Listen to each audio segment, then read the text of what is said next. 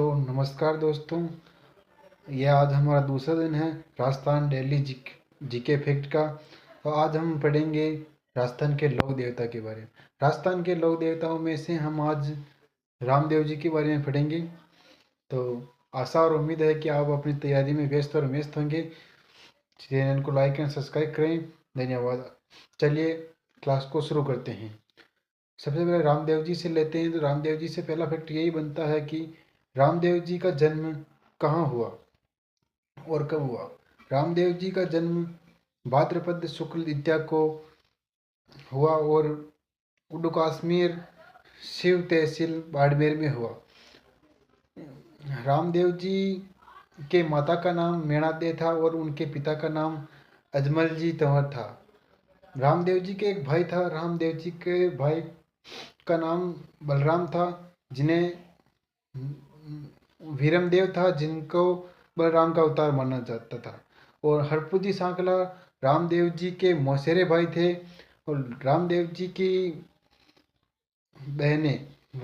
की दो बहनें थी, जो लाचाबाई और सुगनाबाई थी।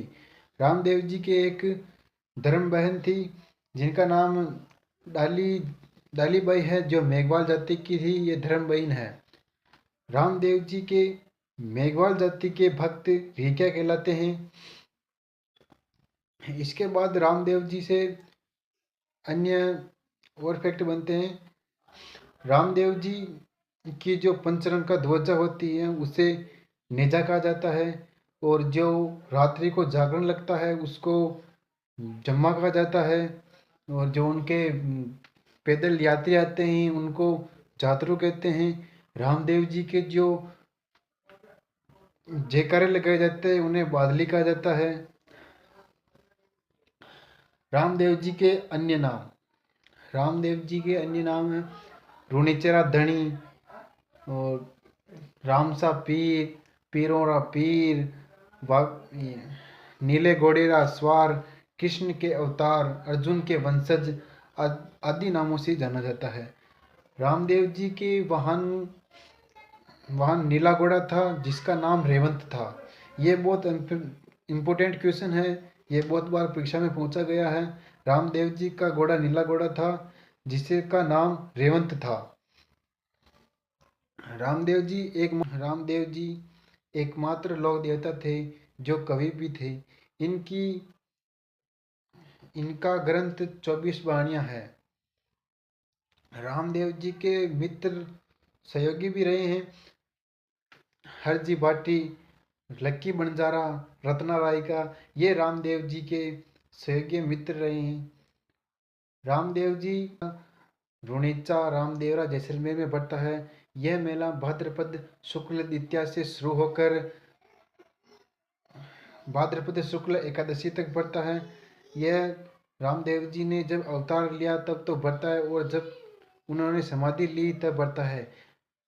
जहाँ पर रामदेव जी ने समाधि ली वहीं पर इनका मंदिर बना हुआ है, जो महाराजा गंगा सिंह ने बनाया।